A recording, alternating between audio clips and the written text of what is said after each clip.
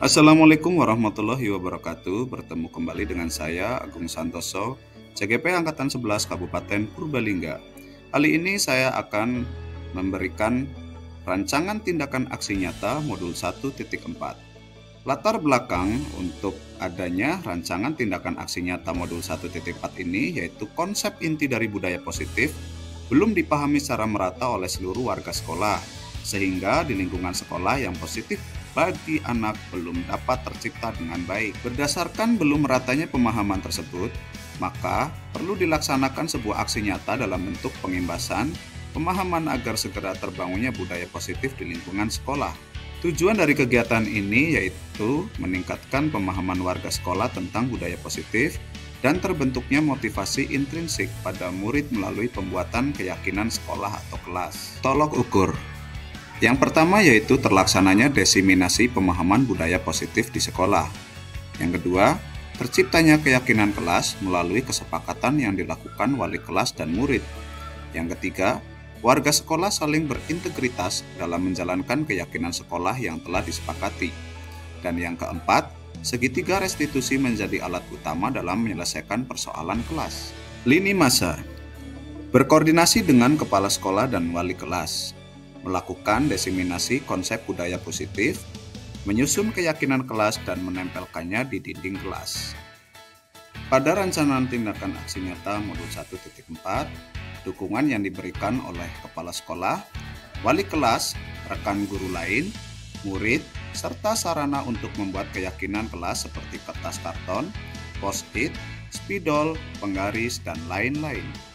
Demikian yang dapat saya sampaikan pada rancangan tindakan aksi nyata modul 1.4. Terima kasih, semoga bermanfaat, semoga tergerak, lekas bergerak, dan mari menggerakkan. Wassalamualaikum warahmatullahi wabarakatuh. Assalamualaikum warahmatullahi wabarakatuh.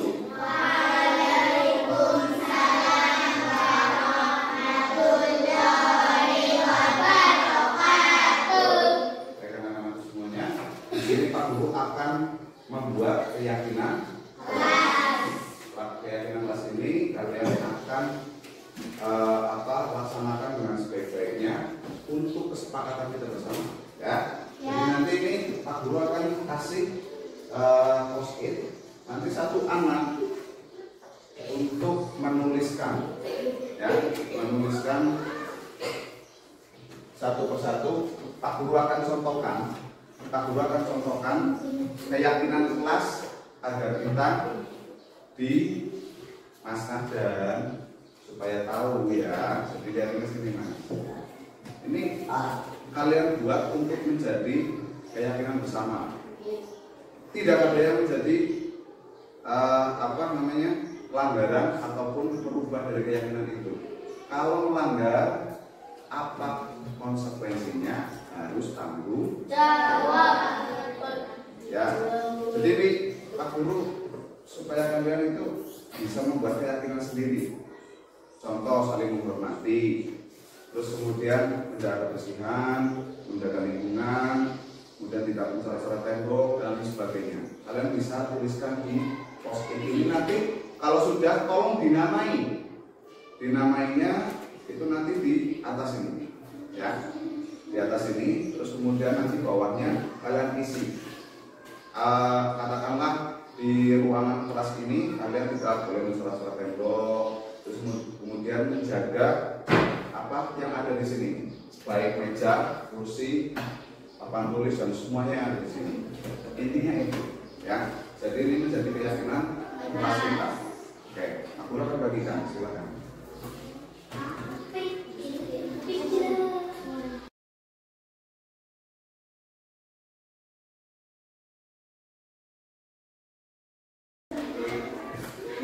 Baik, perhatikan ya. Ini nanti ditulis dulu nama kalian. Terus kemudian tadi Pak Guru sudah contohkan, ada saling menghormati, kerjasama, gotong royong, menolong, ya. Itu menjadi keyakinan kelas kita. Supaya apa? Supaya kalian bisa mengikuti atau melaksanakannya. Ya, silakan ditulis. Pak Guru kasih waktu. Nanti kalau sudah boleh ditempel di depan sana. Ya, ingat di sini nanti tulis nama kamu, terus bawa bawahnya itu keyakinan kelas kita itu mau yang bagaimana? Ya, silakan. Dua boleh.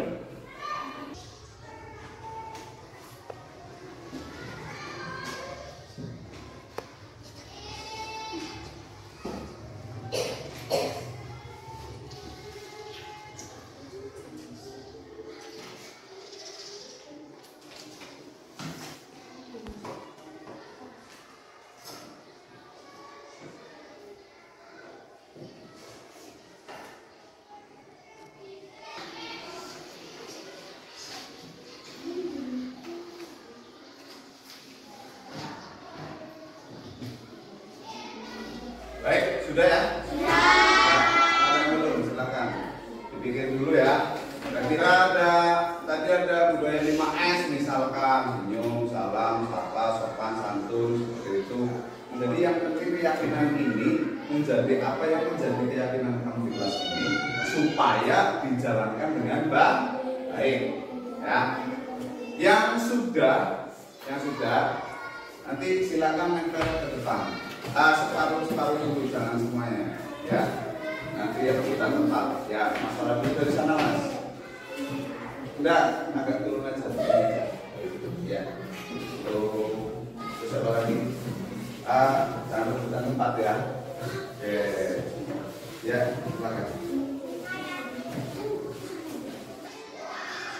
Ya, boleh di situ ya, tempelin. Yang sudah duduk mas. Yang sudah duduk.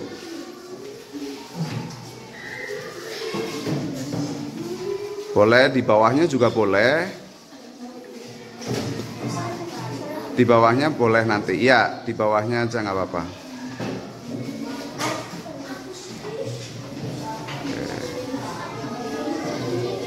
Silakan yang sudah ya Mbak Kansa.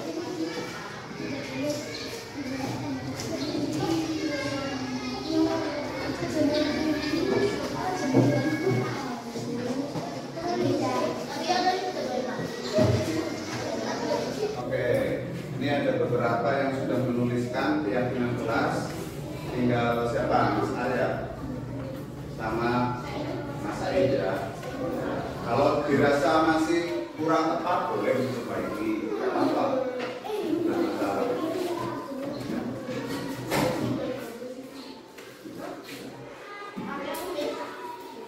Satu yang nggak apa-apa. Ya, satu nggak apa-apa. Nanti kamu akan bacakan semuanya dan nanti disepakati yang mana saja. Ya. Oke, sudah. Ya, baik. Ini sudah ada beberapa. Ya, beberapa yang sudah menempelkan. Contoh yang sudah ditulis Mas Kepala. Saya suka saling menolong dan sopan santun. Kira-kira saling menolong dan sopan santun masuk nggak? Masuk. Baik ya? Baik.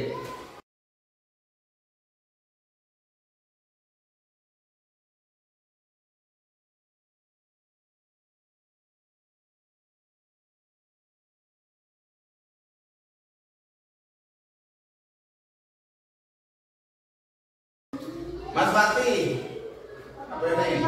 Gotong royong dan saling menghargai. Terus gotong royong itu ya harus. Kenapa? Kalian itu dibudayakan supaya tolong menolong. Gotong royong yang bagaimana? Bukan gotong royong yang tanda kutip negatif ya. Jadi gotong royongnya membersihkan lingkungan dan gotong royong apa namanya menata tempat dan sebagainya kaitannya dengan gotong royong. Lanjut, ini tidak mencoret-coret tembok, menghormati dan menghargai sama ya. Berapa tidak boleh saling membuli, saling menghormati dan tidak meremehkan orang lain. Ini yang sering kalian lihat di kelas ini. Ya. Ya kan? Kalau ada yang seperti itu dengan keyakinan yang sudah kalian buat sendiri, tidak boleh, tidak dan lain sebagainya ini, tidak menghormati atau itu tadi orang tua buat ledengkan. Itu kan kalian yang rasakan di kelas ini. Nah, menjadi keyakinan ini supaya kalian tidak akan melakukan itu lagi, ya. Jadi yang harus kalian lakukan adalah meyakini ini. Tidak akan, Pak, saya tidak akan mencerah tembok, saya tidak akan meledekkan orang tua, saya tidak akan membuli teman. Dan ini menjadi keyakinan bersama. Sepakat ya? Sepakat nggak? Sepakat. Ini Pak Guru rangkum menjadi keyakinan kalian yang apa yang sudah dituliskan. Oke? Di sini ada beberapa yang sudah Pak Guru rangkum. Yang pertama tadi saling menghormati dan menghargai. Yang kedua bertanggung jawab. Yang keempat, yang ketiga ya, budayakan 5S. Apa?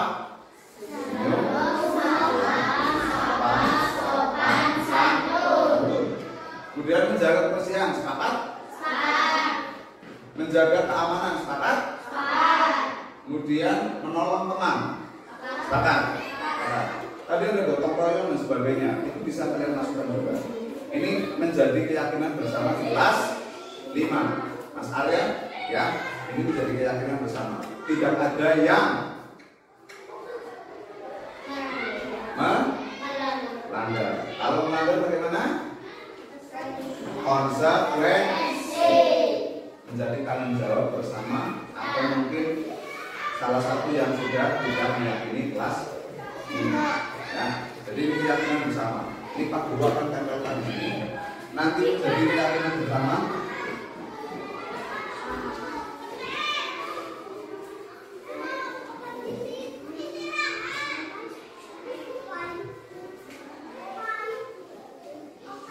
Sini aja.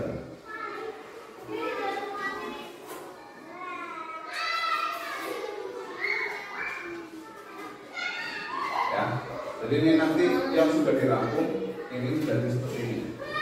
Dan nanti Pak Guru tanda tangani dan juga ketua kelasnya.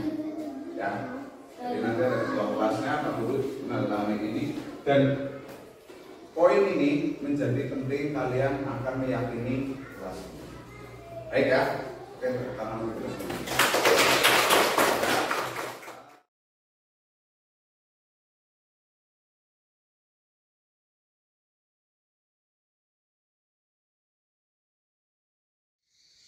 Assalamualaikum warahmatullahi wabarakatuh. Salam guru penggerak. Perkenalkan, saya Agung Santoso, CGP Angkatan 11 Kabupaten Purbalingga, Provinsi Jawa Tengah. Pada video kali ini, saya akan memberikan aksi nyata diseminasi budaya positif di SD Negeri 1 Dharma, Kecamatan Kertanegara, Kabupaten Purbalingga. Selamat menyaksikan.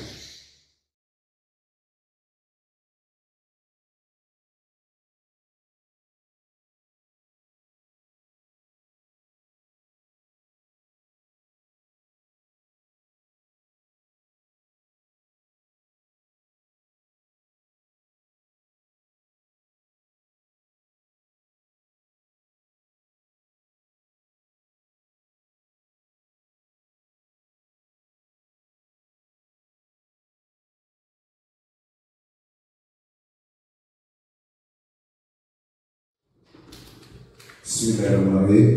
Assalamualaikum warahmatullahi wabarakatuh. Alhamdulillahirrahmanirrahim. Wassalatu wassalamu ala asyrofil anbiya'i wal mursalin wa ala alihi washabihi ajmain. Pada yang terhormat Ibu Kepala Sekolah Ibu Jaya SPDSD, yang saya hormati pula guru serta karyawan SD Negeri 1 Dharma, yang di siang hari ini alhamdulillah bertemu kembali dalam acara aksi nyata diseminasi budaya positif di SD Negeri 1 Dharma, Kabupaten Purbalingga. Pertama-tama marilah kita panjatkan puja dan puji syukur kepada Allah Subhanahu wa taala, manakala di siang hari ini kita diberikan kesehatan, keselamatan. Semoga kita selalu diberikan kemudahan dan kelancaran dalam memberikan ilmu kepada anak-anak kita. Salawat serta salam tidak lupa kita curahkan pada junjungan Nabi Agung Muhammad Sallallahu Alaihi Wasallam yang kita nanti mendengarkan syafaatnya di Yaumul Kiamat. Amin amin ya rabbal alamin. Pertama, yang paling utama saya ucapkan terima kasih kepada Ibu Kepala Sekolah dan juga rekan guru serta karyawan di SD Negeri 1 Dharma memberikan kesempatan pada saya meluangkan waktunya, dan hari ini saya akan mendiseminasi budaya positif dalam kegiatan aksi nyata pada CGP Angkatan 11 Kabupaten Purbalingga. Untuk sebelum membuka ke aksi nyata dalam diseminasi budaya positif, mohon berkenan Ibu Kepala Sekolah untuk memberikan sambutannya di siang hari ini. Waktu dan tempat dipersilakan. Bu Ibu.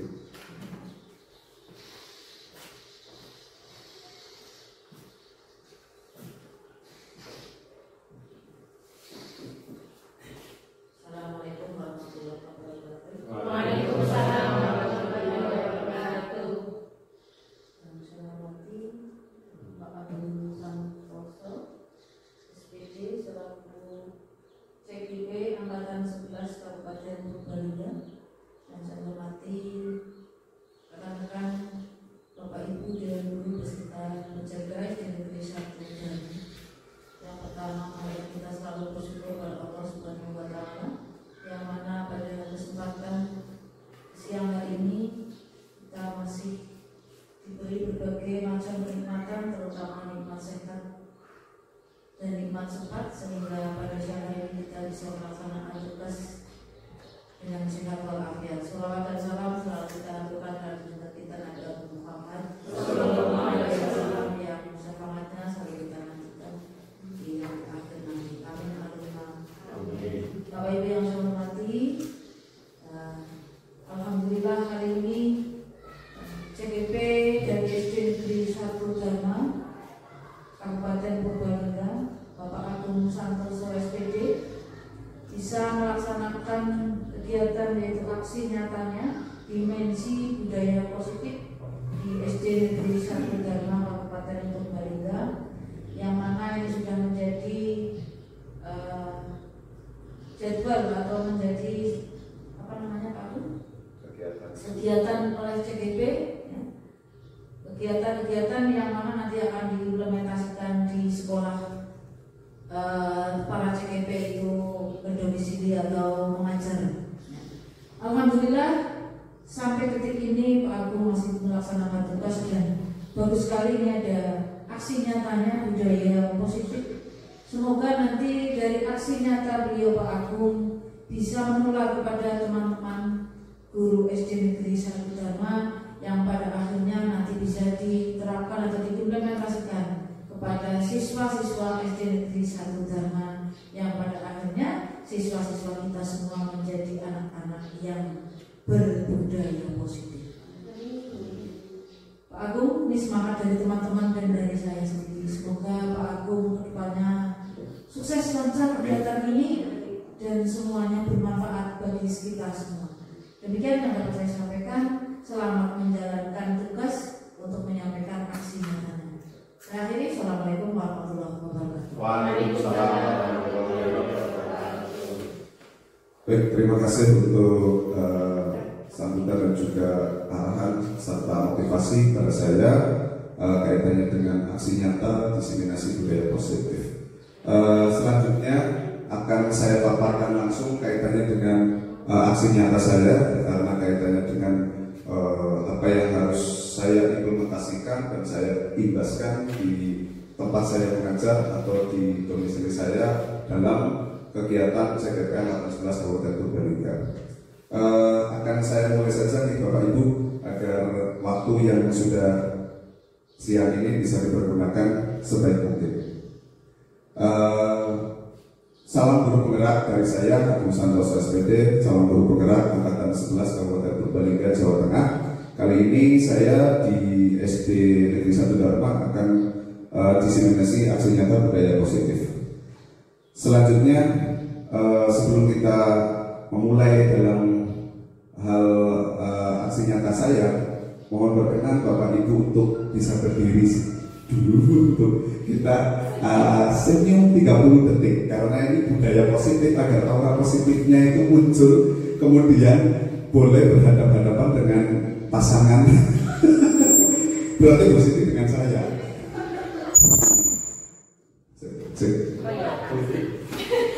Ini supaya aura positifnya kita sampai gitu. Jadi budaya positif kenapa nggak senyum begitu? 30 detik saja nih. Akan saya timerkan saja nih agar bisa konsentrasi. Jadi nanti ketawa ya nggak apa-apa itu karena kamu dari hal positif. Kita mulai saja nih. 3, 2, 1. Masih lama.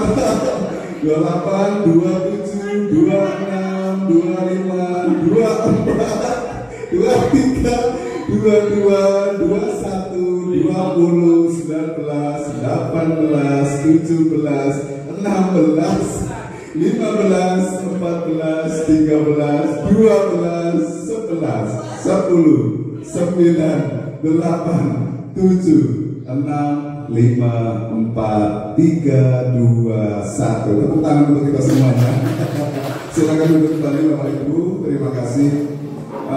Kenapa saya minta untuk senyum selama 30 detik? Karena kaitannya dengan budaya positif, jadi aura positifnya muncul. Yang tadinya mungkin cemberut, yang tadinya mungkin ada perasaan sedang tidak enak badan, mungkin Pak Dori, biar semangat.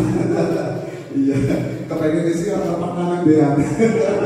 Kalau dulu sih, senyum-senyum terus deh. Begitu, terima kasih.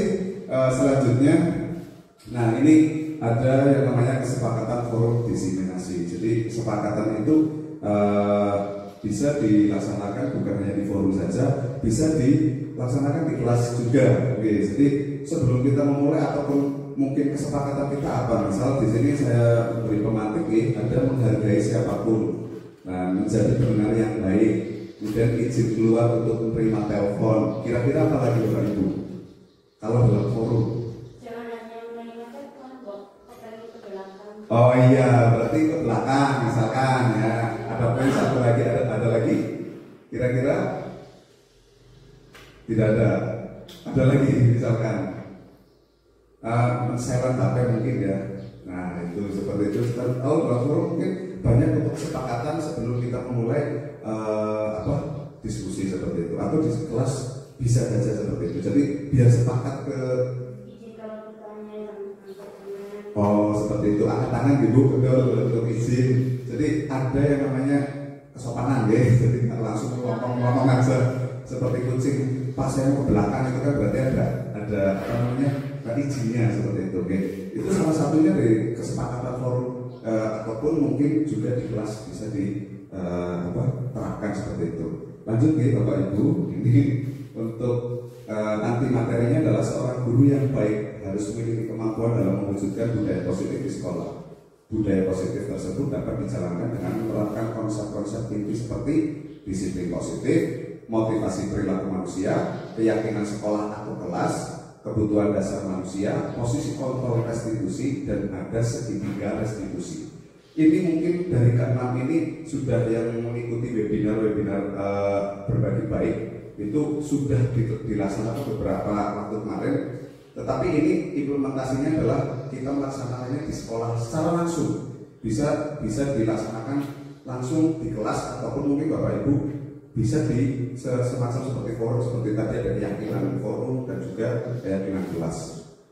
Lanjut Bapak Ibu, di sini ada disiplin positif. Nah, yang pertama dalam benak Bapak Ibu kira-kira kapan disiplin positif itu apa?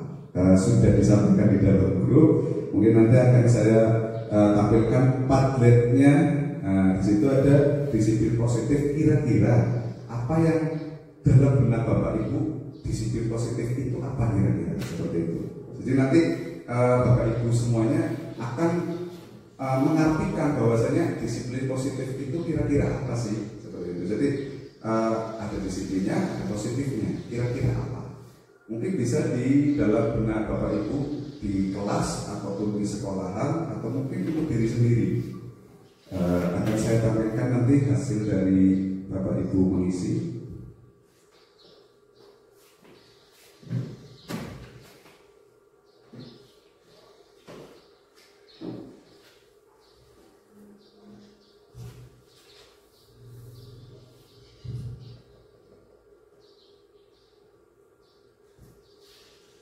Belum ada jawaban atau ada yang sudah mengirimkan?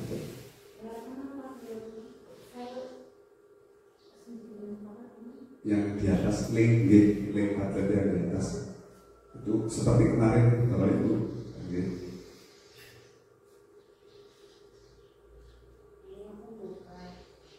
Nanti dikasih nama seperti itu.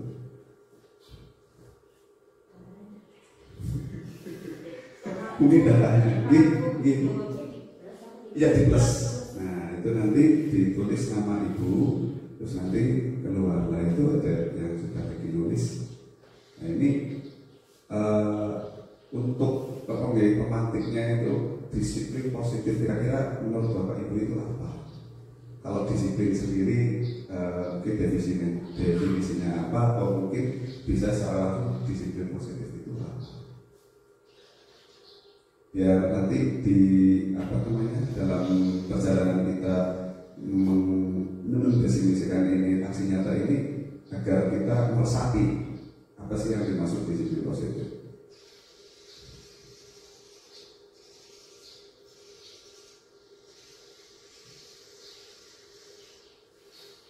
Masih belum melapak nih, masih menulis, masih mengetik.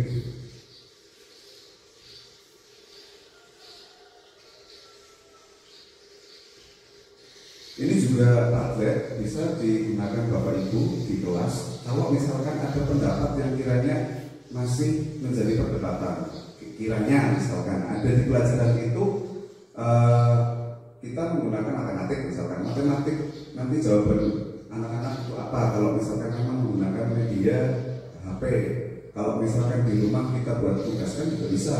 Jadi tidak harus mungkin harus speaking note ataupun apa, ini digitalkan untuk supaya anak-anak juga merasa ada ada ilmu baru. Jadi di Padlet itu bukan hanya untuk. Nah di sini sudah ada jawaban dari Ibu Jaria. Disiplin positif adalah cara yang digunakan untuk membentuk sikap mandiri. Disiplin positif, cara yang digunakan untuk membentuk sikap mandiri. Berarti kemandiriannya boleh tahu Bu, mandiri di mana Ibu? Ya, mandiri di sekolahan. Misalkan anak-anak mengerjakan tugas apa yang diberikan oleh Bapak Ibu guru, anak-anak bisa mandiri. Kemudian di dalam rumah, dalam keluarga, orang tua ikut memandu dan bisa menunjukkan bahwa anak itu bisa, misalkan kalau dari sekolahan sudah diberi materi yang disiplin positif, nanti di rumah bisa menerapkan, menunjukkan kepada orang tua bahwa bisa mandiri di rumah, dan orang tua pun akan bangga ya dengan adanya disiplin positif yang diberikan oleh Bapak Ibu. Dan bisa juga disiplin itu diterapkan di lingkungan masyarakat. Kalau anak itu mempunyai disiplin yang positif, insya Allah akan masyarakat akan senang sekali bahwa anak itu disiplin di segala hal di dalam masyarakat. Oke. Tadi mandiri bukan hanya untuk di sekolah saja, tapi bisa di rumah atau bisa diterapkan di lingkungan rumah juga. Karena di lingkungan masyarakat juga yang namanya kemandirian itu bukan hanya diawali dari menurut di sekolah, tetapi dari dalam diri sendiri untuk bisa mempraktekkan bagaimana mandiri itu dibentuk seperti itu. Di sini juga sudah ada yang lainnya, termasuk ada Bu Lucy. Nah, ini disiplin positif adalah menumbuhkan disiplin yang didorong pada anak tanpa hukuman dan hadiah. Nah, itu contohnya. Contohnya apa Bu, kira-kira tanpa hukuman? Contohnya diberi itu kan? Oke. Contohnya anak itu ketika nakal dengan temannya diberi hukuman bukan fisik tapi misal mengerjakan tugas yang patut aku pernah yaitu inspirasi buat saya. Contohnya dikasih satu soal nanti akan membuat anak itu cedera dan tidak akan mengulanginya lagi, sehingga akan terbentuk disiplin. Baik, tepuk tangan untuk Ibu Lucy kaitannya dengan bukan hanya karena dihukum yang harus katakanlah fisik lah seperti itu. Jadi boleh didorong anak tanpa hukuman dan hadiah. Jadi ribet itu juga boleh, tapi ribet itu juga menjadi motivasi. Bukan hanya ribet itu menjadi anak merasa paling pintar atau paling apa ya, itu juga dihadiah. Kemudian ada juga Putri Susirin, kalau anak saya disiplin positif itu merupakan dan membiasakan hal-hal yang baik dalam kehidupan sehari-hari. Betul Bu. Jadi apa yang baik di rumah, apa yang baik di sekolah ataupun di lingkungan sekolah itu bisa diterapkan di rumah. Kemudian yang di rumah pun katakanlah bisa diambil dan digunakan di sekolah. Jadi bukan hanya hal-hal yang kaitannya dengan mungkin di sekolahan belum ada yang kalau misalkan kebiasaan anak pagi itu ngaji ataupun apa kemudian dibawa ke sekolah, itu juga baik karena bukan hanya guru saja yang tahu semuanya, tapi dari anak kita jadi tahu. Nah seperti itu pengalaman saya kemarin di kelas 5 juga, Pak saya kalau pagi itu ngaji, jadi saya lupa kalau saya nggak bawa topi sama dasi, ternyata ini hari Senin. Itu kemarin ada, ternyata beneran ada yang seperti itu. Jadi apa yang diterapkan kemudian dipraktekkan kemudian menjadi karakter anak itu terbentuk seperti itu, jadi kebiasaan itu. Kemudian yang selanjutnya ada juga dari disiplin positif adalah sebuah perilaku baik yang harus kita laksanakan menjadi kebiasaan. Itu kalau nggak biasa nggak bakalan menjadi pribadi yang baik. Kalau misalkan itu dibiasakan, ini alhamdulillah setiap pagi selalu kebiasaan. Kemudian kita nggak boleh mengalah untuk mengingatkan. Kemudian tadi juga dulu sih aku harap tergawe hukuman aja fisik. Betul Ibu. Jadi saya membawa saya sendiri ke anak atau ke kelas lain atau ke rekan-rekan guru lain, jangan terbiasa untuk yang ke situ. Jadi nanti ada beberapa tayangan dan juga kita bisa meresapi bagaimana budaya disiplin positif itu di sekolahan bisa tercapai di SD Satu Dharma. Jadi anak-anak terbentuk karakternya dan anak-anak insya Allah suka sekali untuk terus berangkat dan tidak absen seperti itu. Kemudian ada mengucapkan salam sebelum masuk kelas. Ini betul, kalau nggak salam kan jadi kayak nyelonong saja ya, si omong waktu ngebu gue ini siapa pengen nata guru ini malah ya seperti itu, jangan seperti kucing saja jadi assalamualaikum atau ketok pintu dulu, betul itu juga budaya. Jadi kalau dibudayakan disiplin itu ya anak-anak nggak menghormati apa yang ada di sekolahan atau ada guru di situ. Kemudian sudah ini jadi terima kasih. Pak Nanan, disiplin positif. Disiplin positif adalah pendidikan dengan pendekatan nilai dan karakter yang baik. Betul Pak Nanan. Pendidikan nilai dan karakter yang baik. Karakter anak itu kan kita harus tahu dulu. Biasanya sing petakilan atau sing biasa kan kita tahu ya. Jadi karakternya seperti itu.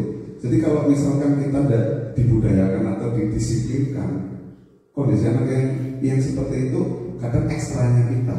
Mungkin Pak Nano di lapangan, koning apa baris, apa masih dolanan baik dan sebagainya. Itu memang karakter yang kita bawa nanti dimulai dari mendisiplinkan atau bagaimana caranya kita dengan pendekatan kita, itu nanti menjadi karakter yang baik atau membentukkan karakter yang baik.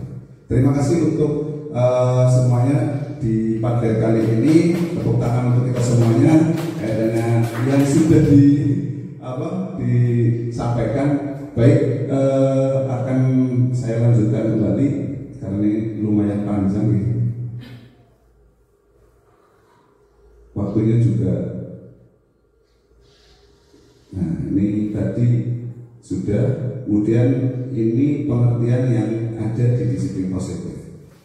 Disiplin positif merupakan suatu cara penerapan disiplin yang mengajarkan anak bertanggung jawab dan menumbuhkan kesadaran diri berdasarkan nilai-nilai kebajikan.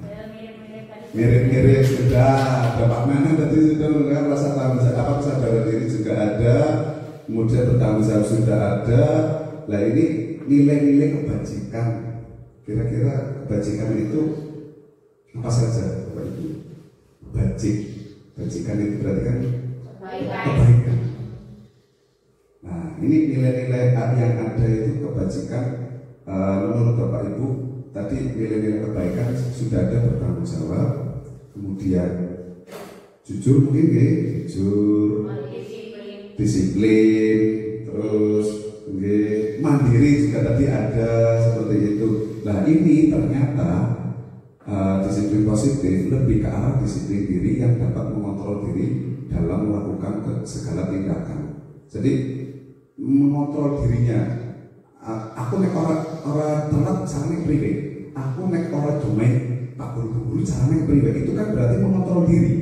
Nah ini yang kita selalu ingatkan, karena tidak hanya kita kayak dukun bae Pak Gurune ngerti nyopo jere mangkate kawanan mergane turune kewengen.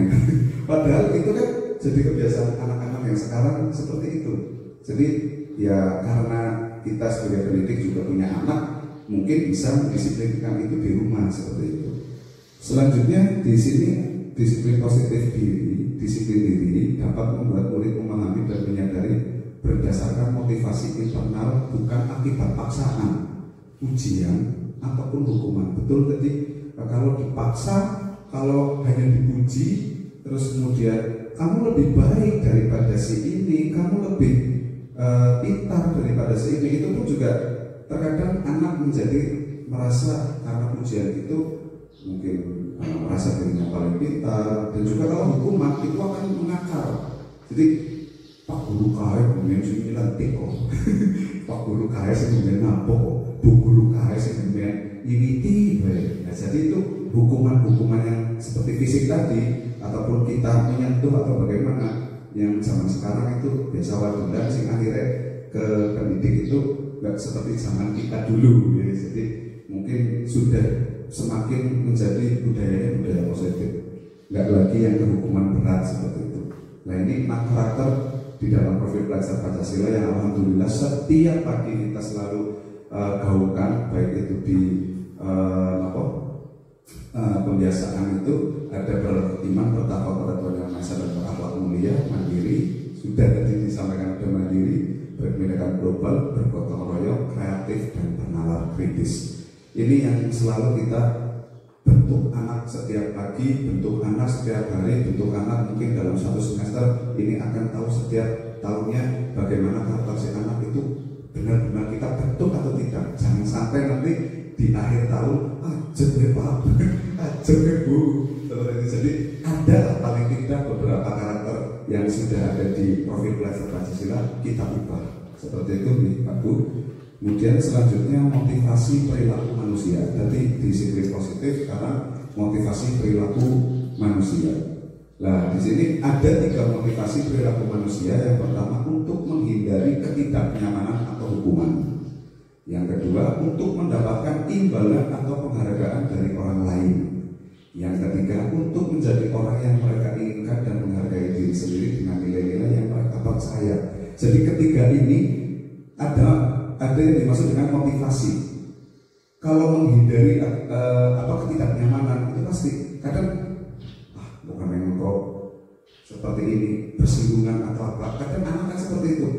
Saya tidak mau bersinggungan dengan Pak Guru atau teman yang lain kalau saya tidak mengerjakan PR dan sebagainya. Itu harus ada motivasi.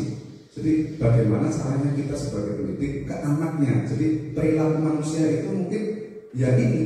Jadi baik pendidiknya atau si anaknya kemudian mendapatkan imbalan atau penghargaan. Ini kalau ada pencapaian, kalau sudah ada pencapaian, anak-anak akan merasa senang kalau misalkan PR dinilai atau mungkin kita ngasih tugas tapi dinilai, karena penghargaan itu yang akan menjadi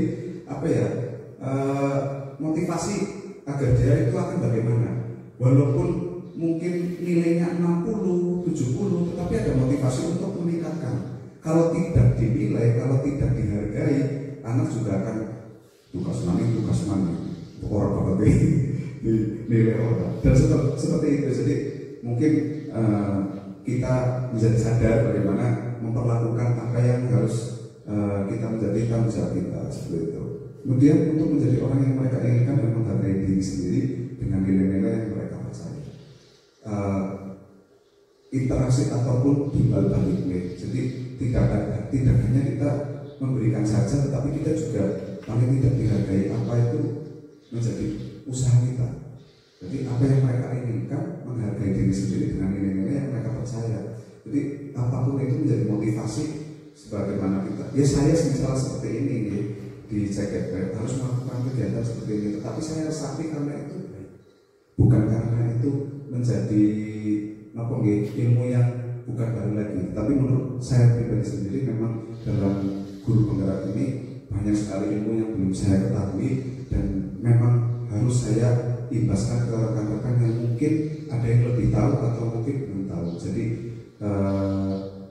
saya menghargai apa yang diinginkan oleh negara atau sekolah atau mungkin dari pengajar-pengajar saya yang di atas sana. Jadi tidak ada yang membuat saya itu mubazir, tidak ada.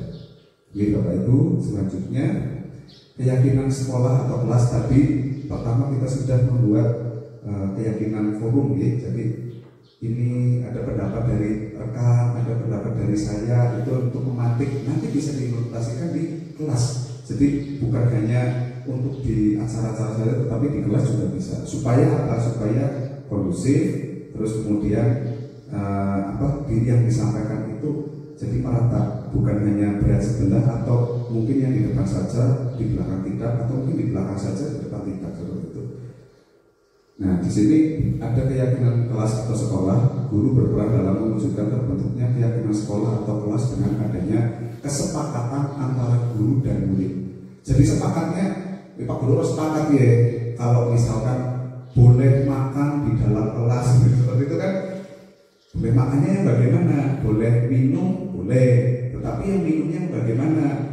Nah, kalau misalkan anak mintanya, Pak boleh kaki di atas meja, nah itu kan saya juga harus sepakat. Itu tidak boleh. Ini. Jadi sepakatnya antara guru dan si murid. Jadi kalau murid mintanya, Pak kalau ke belakang berkali-kali boleh, ya itu juga harus ada batasnya seperti itu.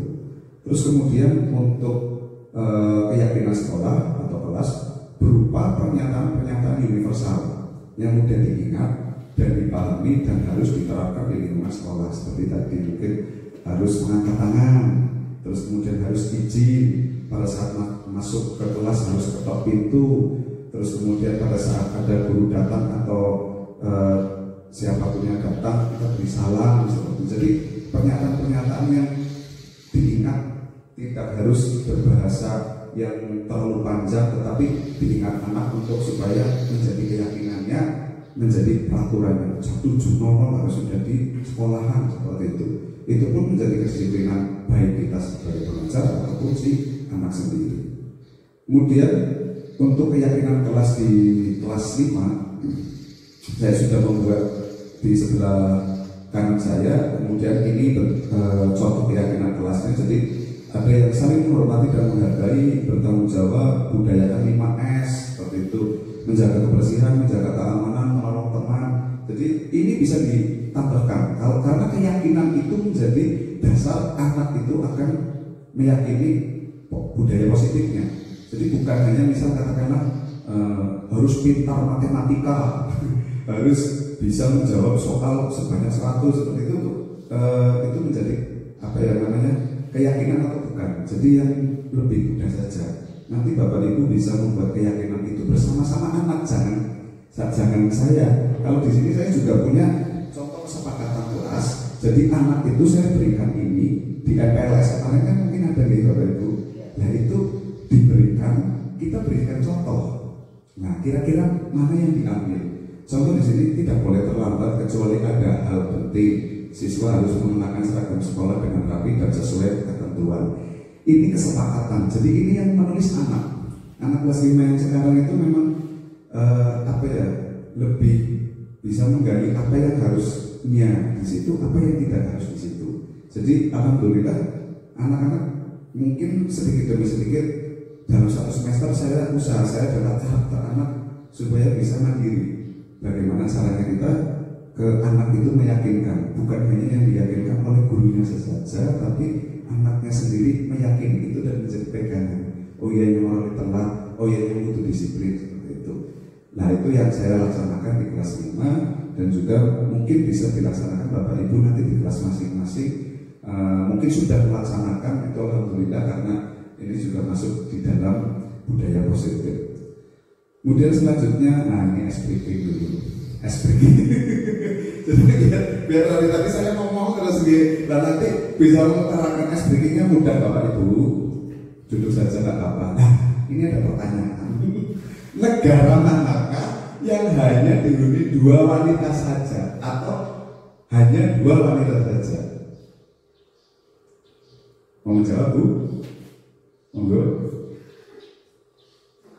Negara manakah yang hanya 2 wanita saja? Pak Karena ngerti? Amerika. Ada lagi? Pak Doni ini Dharma. Tepuk tangan buat teman. Sampai ke situ ya. Sampai ke situ kita coba lihat ini. Betul. Italia.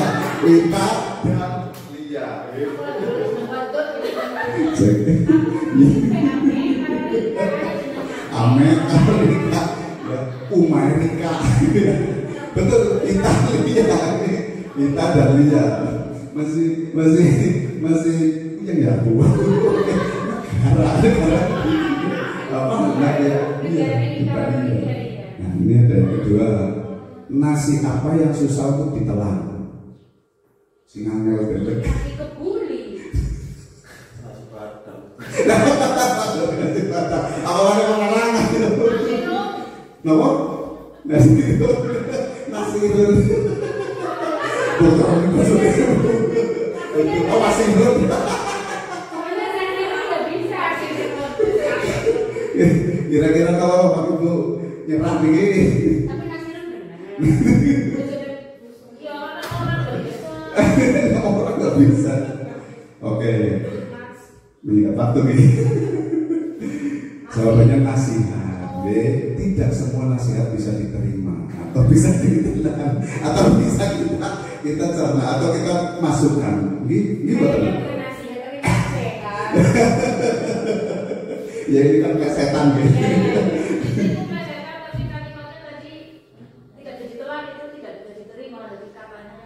Oh iya, jadi kalau misalkan tidak bisa diterima itu langsung mungkin ke sana gitu. Tapi ini buat kesehatan saja. Kalau saya nggak bisa batas sedikit, ini kan mungkin bingung saya juga. Jadi, maaf ya. iya Bu, nggak apa-apa Bu. Tepuk tangan untuk kita semuanya. Terima kasih. Ini SBK kan yang mungkin membagongkan nih.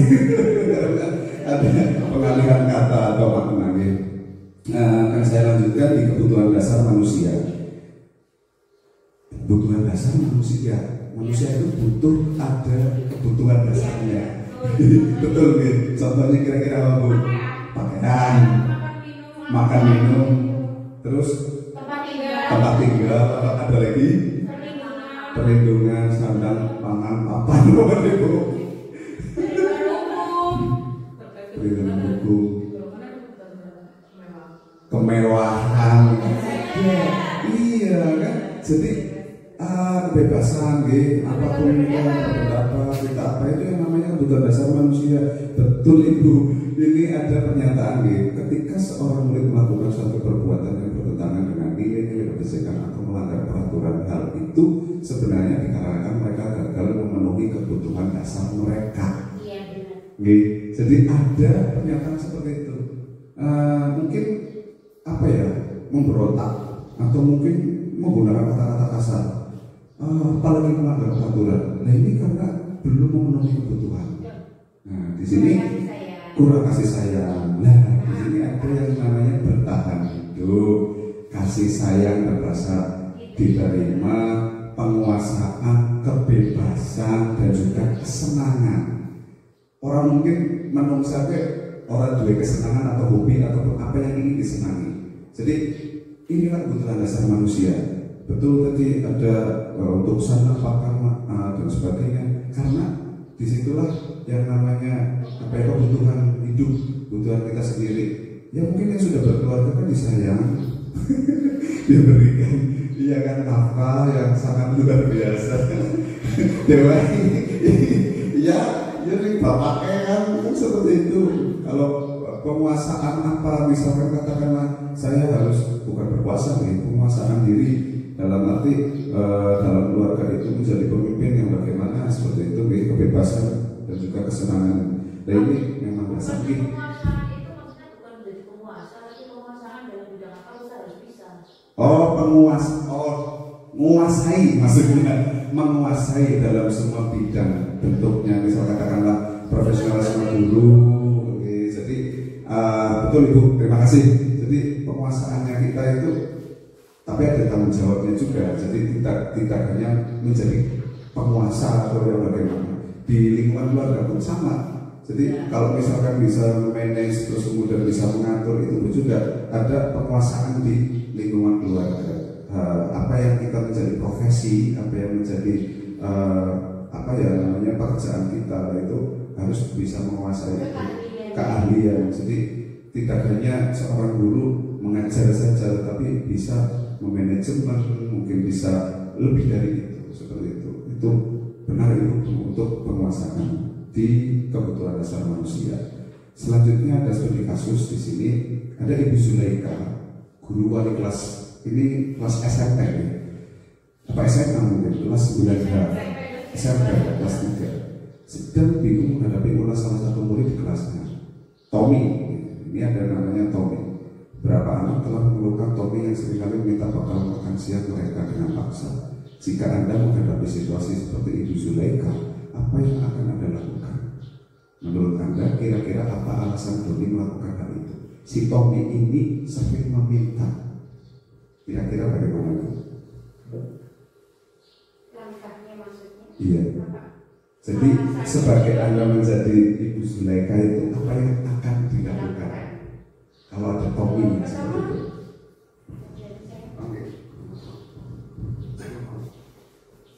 Pertama, saya akan memanggil Doni. Tommy. Kok di bawahnya masih Doni ya?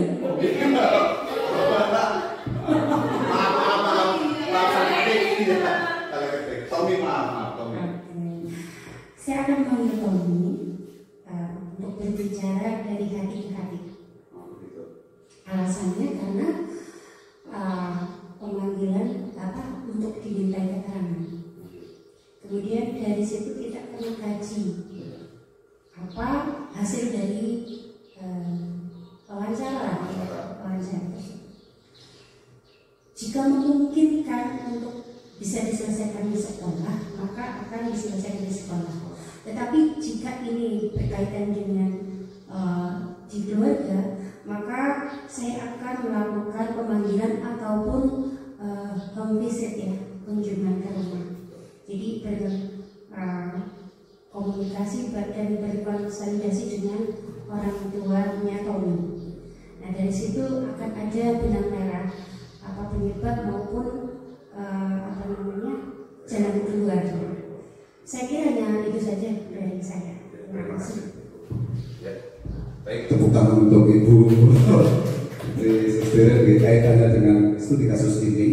Tadi sudah ada yang namanya mewawancarai atau mungkin memvalidasi apa yang terjadi si Tommy itu seperti itu. Oke, akan saya lanjutkan di slide-nya. Nah ini alasannya Bapak Ibu. Nanti ada jadi kita melihat bersama apa yang disampaikan Ibu Trisustri kaitannya dengan si Ibu Zulaika ini. Kalau misalkan menjadi Ibu Zulaika itu apa? Nah ini yang alasannya Tommy dulu. Karena ia lapar dan orang tuanya tidak membawakannya bekal makan siang, maka kebutuhan dasar yang sedang berusaha dipenuhi oleh Tommy adalah kebutuhan untuk bertahan hidup. Saking mencokek, saking orang tegawani gue ini akhirnya selalu jaluk meneng akhirnya. Nah itu yang dinamakan bertahan hidup atau survival. Jadi ini alasan Tommy. Nah nanti ada tidak kaitannya dengan yang disampaikan tadi Putri, kaitannya menjadi guru Zulaikha sudah tepat atau belum? Kemudian alasan kedua, karena dia merasa senang temannya jadi memperhatikan dia. Iya, caranya ngomong-ngomong nah kan seperti itu, jadi menjadi pusat perhatian.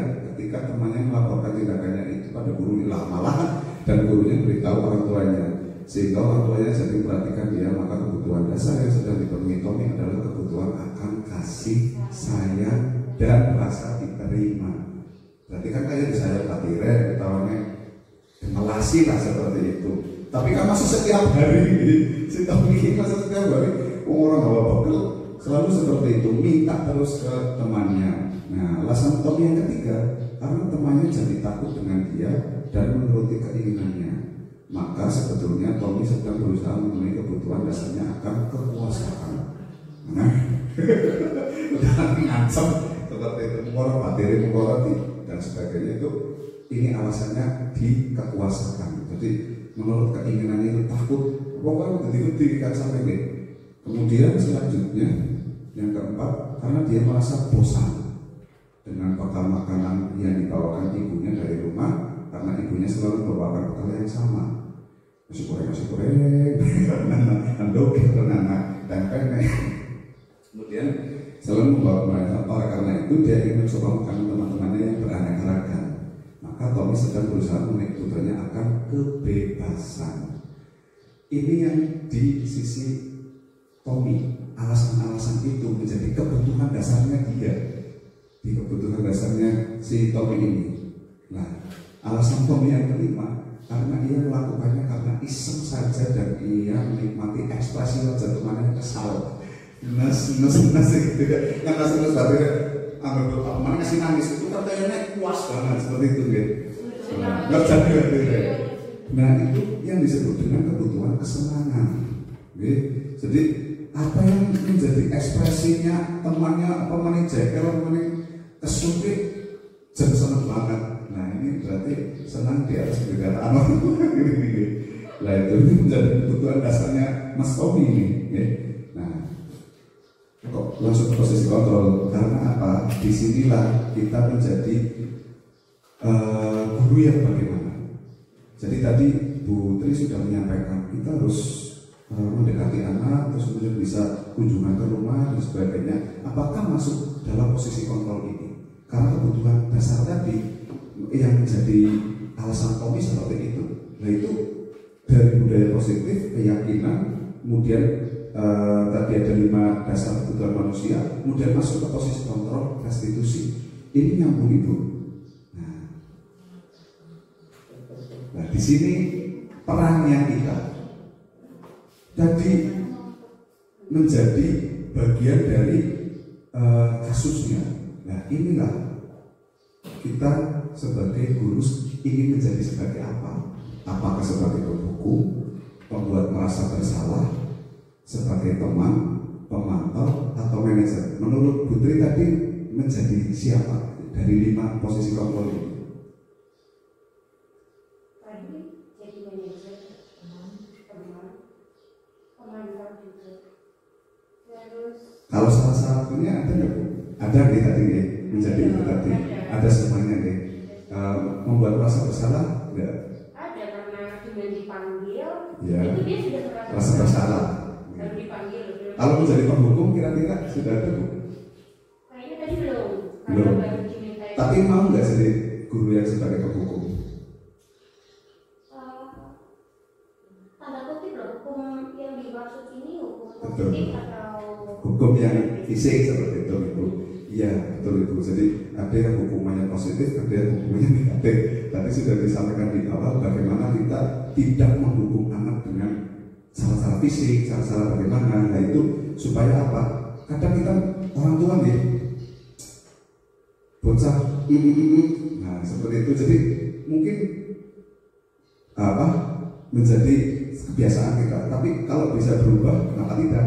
Bisa dengan perkataannya, Mas, kamu harus dihukum gitu. Kalau bisa kan ada lain kata lagi kan, supaya anak mindset ke pikirannya itu tidak yang negatif terus seperti itu. Nah, di sini akan saya tampilkan dulu sebagai posisi umum.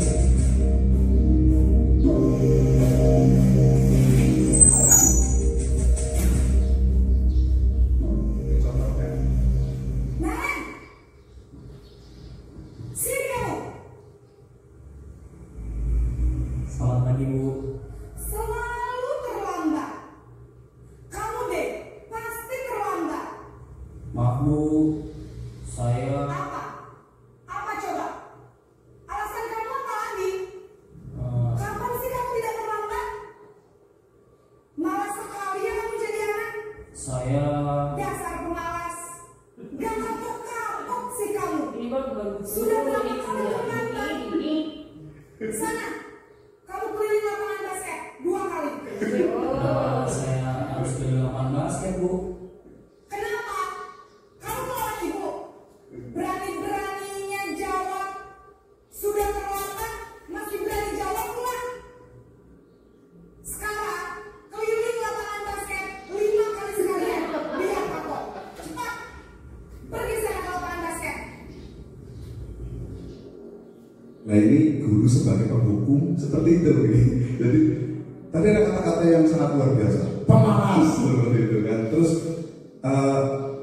ibarat kata mungkin jawab terus tambah lagi 5 kali supaya mungkin menurut ibu ini supaya jerah nih, supaya kelihatannya itu anak jadi nanti penurut atau menjadi disiplin. Tapi sebagai pembukti seperti ini, jadi ini contoh gitu. Mungkin di kita tidak ada lah, paling tidak ya pernah melakukan tetapi nggak seperti itulah, paling tidak seperti itu. Ini contoh dulu sebagai penghukum. Selanjutnya ini posisi membuat merasa bersalah.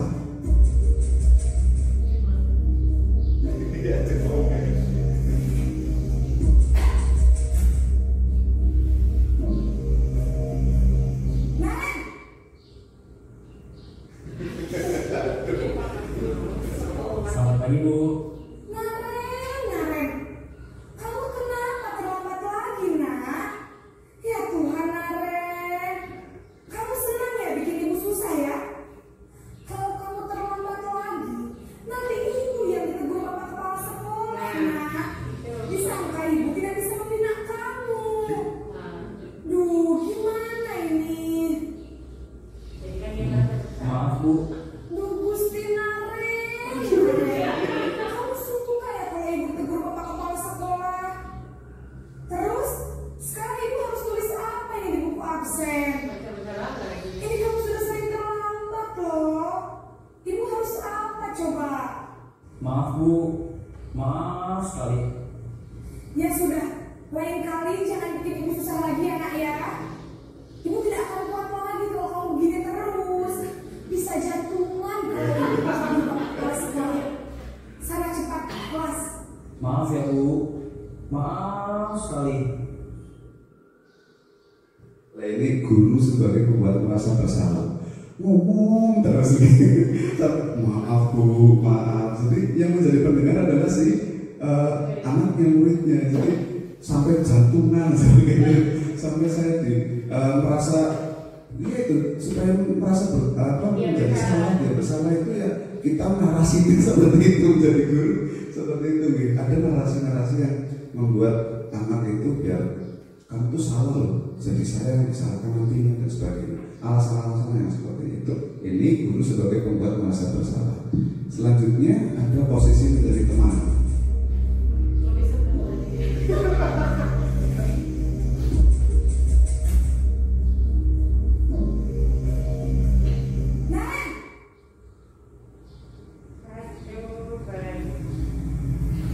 Selamat pagi, Bu.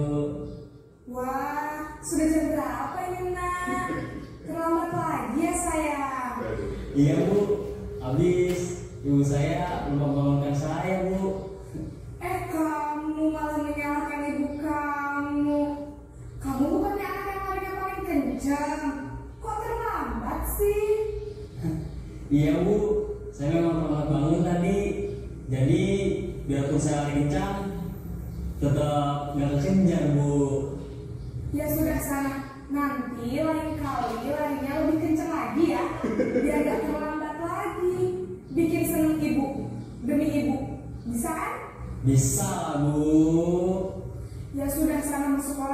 Ibu beresin urusan absen kamu. Kamu ini ada-ada saja. Nah, ini guru sebagai teman ya, kayak kakak tiri gitu ya. Tapi ada rasa tadi ada perkataan ya, jadi ada sayangnya, terus kemudian bisa buat bangga ibu, jadi seperti itu. Kalau ke anak bisa seperti ke teman, gitu. Jadi nggak harus yang seperti yang di awal tadi. Kamu harus lari. Jadi ini bagaimana menjadi guru sebagai teman. Ada senyuman di wajah Ada. muridnya. Nah ini kalau sebagai pemantau.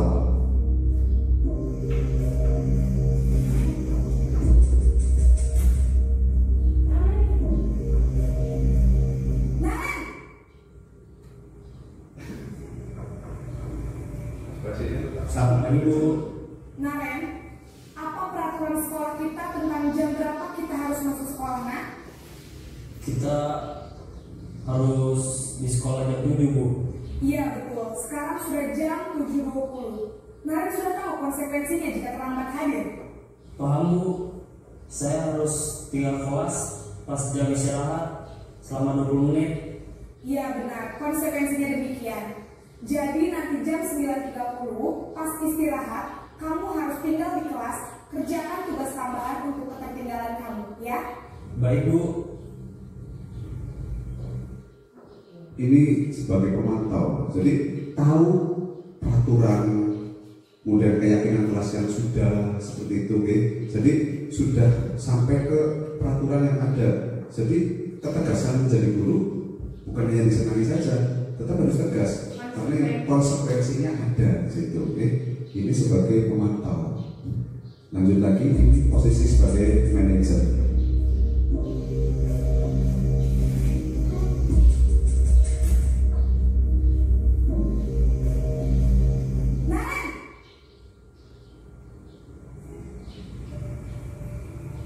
Selamat pagi Bu.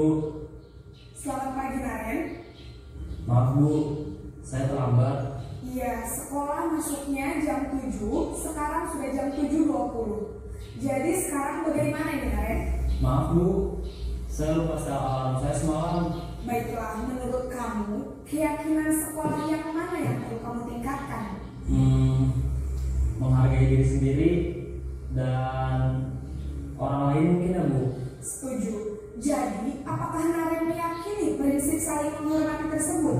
Iya Bu, saya meyakininya. Apakah Naren bersedia memperbaiki masalah keterlambatan ini? Bersedia Bu. Bagaimana kamu akan memperbaiki masalah keterlambatan ini? Saya akan coba untuk tidak lupa menyetel alarm saya Bu. Baik, kalau Naren lupa menyetel alarm di rumah, ada orang yang kira-kira bisa bantu mengingatkan tidak? Ada Bu, kakak saya, Kak Emma. Ada lagi selain Kak Emma?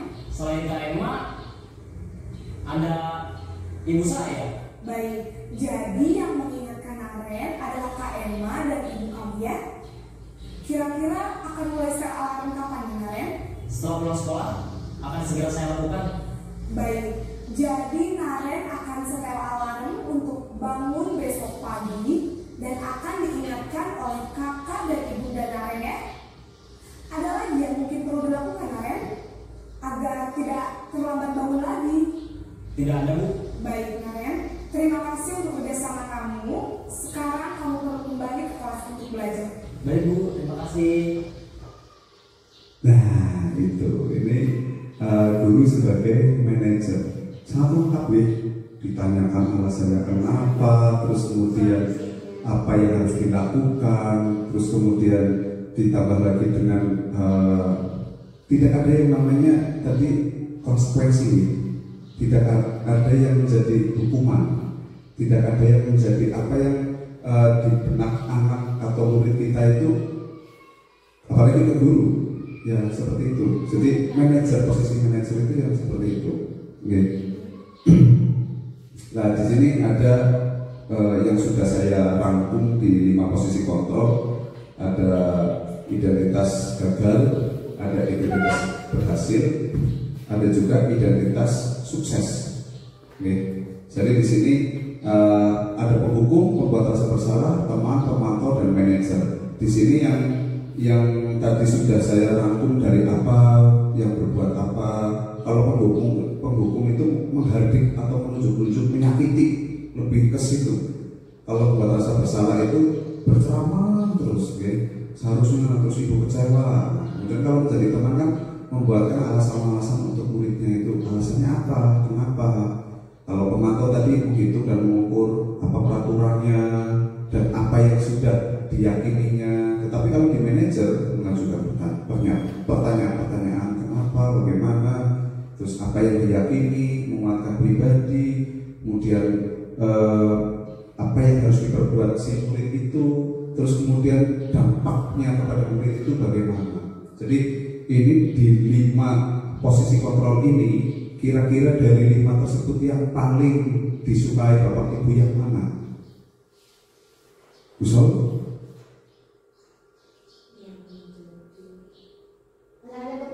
Yang ketiga, menjadi teman. Iya, menjadi teman. Pak mana? Aku kayak avatar biasa menguasai 5 elemen. Semuanya kayak apa dia menguasai 5 elemen atau 5 posisi kontrol. Bisa menjadi penghukum, bisa merasa bersalah, bisa menjadi teman, pemantau, dan juga manajer. Semuanya, baik. Di sini akan saya sampaikan bahwasanya posisi kontrol restitusi di antara kelima posisi kontrol tersebut sebaiknya nih, seorang guru menggunakan posisi kontrol sebagai manajer, yang bagaimana kita itu memperlakukan anak itu nanti supaya memperbaiki diri. Jadi ini kuncinya adalah kembali lagi ke diri anak, ke diri kita sendiri bagaimana, ke diri anak bagaimana. Kenapa? Karena di sini sebagai manajer, guru dapat berbuat sesuatu bersama murid, mempersilahkan murid bertanggung jawab dan mendukung murid agar dapat menemukan solusi. Jadi apa solusinya? Kalau langsung di tempat bisa langsung tadi disampaikan. Kalau misalkan seperti saya kemarin dalam praktek di demonstrasi kontekstual, itu anak saya panggil setelah istirahat. Jadi pas waktu praktek kemarin pun Mas Fales terlihat tertidur. Kemudian saya panggil, nak kamu cuci muka dulu, kemudian nanti setelah istirahat kamu ke ruang Pak Guru. Dan nanti kita sampaikan kenapa kamu tertidur dan sebagainya. Jadi apa sih dalam posisi kontrol restitusi itu, apa yang nanti, dan nanti kita berlanjut lagi di segitiga restitusi. Cara-caranya kita sebagai guru untuk menjadi manajer itu bagaimana? Terus kemudian setelah itu posisi manajer mengacu pada restitusi yang dapat menjadikan murid sebagai manajer bagi dirinya sendiri, sehingga dapat tercipta identitas positif pada diri murid. Tadi sudah disampaikan di video kan. Terus kamu di rumah ada siapa? Ada Kak Emma, ada ibu. Berarti nanti yang nyetel alarm kalau misalkan kamu lupa siapa? Terus kemudian apa yang dia lakukan? Jadi dia itu bisa mengontrol dirinya supaya menyokong telat mani, saya tidak telat lagi untuk berangkat seperti itu. Oh, jadi saya mau manage di rumah itu bagaimana supaya nanti ke sekolah itu tidak ditegur lagi karena saya terlambat datang. Ini kan karena terlambat, bukan karena si anak itu pintar atau tidak pintar, atau si anak itu tidak baik di lingkungannya, tetapi karena itu tadi terlambat, dan itu harus apalagi kalau sering, dan itu harus dicoba. Di kelas saya kan ada yang nggak pernah berangkat itu. Itu juga saya tahu yang namanya restitusi seperti ini. Bagaimana caranya? Nah, di sini kita masuk ke sini. Ketika restitusi ini dari 5 posisi kontrol tadi, kita langsung masuk ke sini.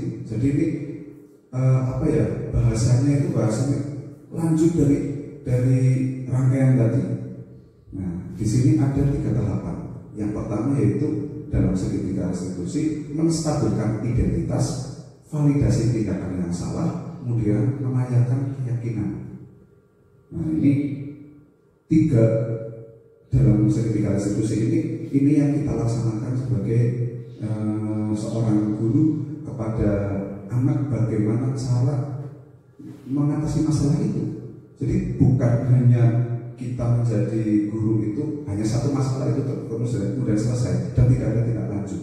Nah, ini yang pernah saya praktekkan Menstabilkan identitas adalah yang dilakukan berdasarkan prinsip bahwa membuat kesalahan adalah bagian dari proses pembelajaran yang nantinya akan menggeser identitas gagal ke arah identitas sukses.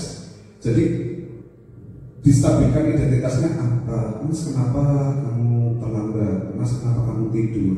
Nah, itu kita cari tahu dulu ceritanya. Jadi kita mendengarkan dulu.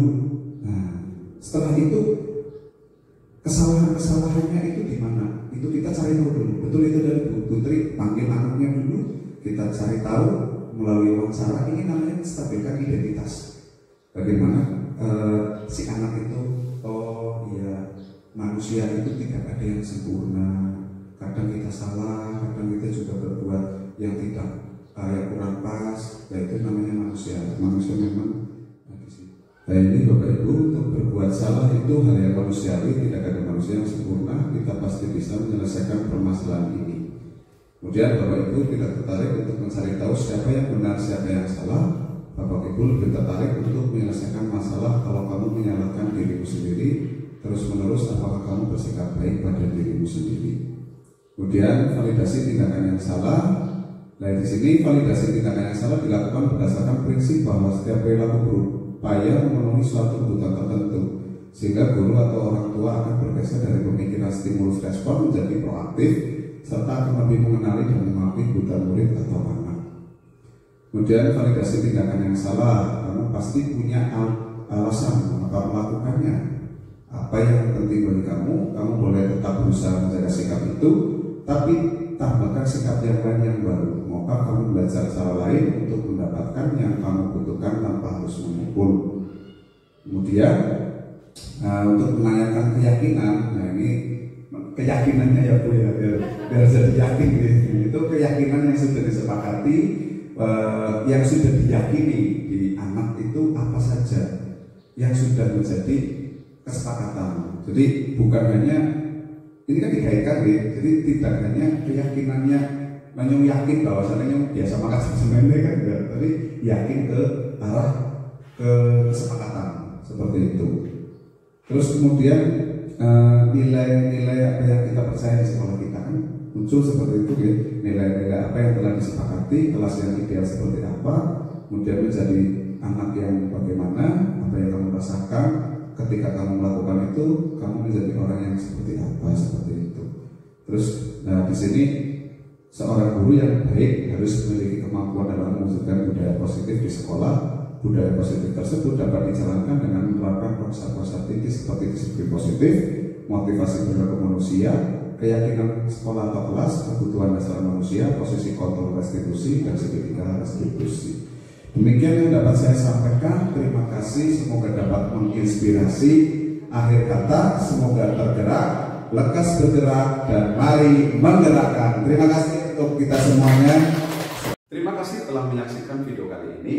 Semoga dapat menginspirasi Anda. Akhir kata, semoga tergerak, lekas bergerak, dan mari menggerakkan. Wassalamualaikum warahmatullahi wabarakatuh.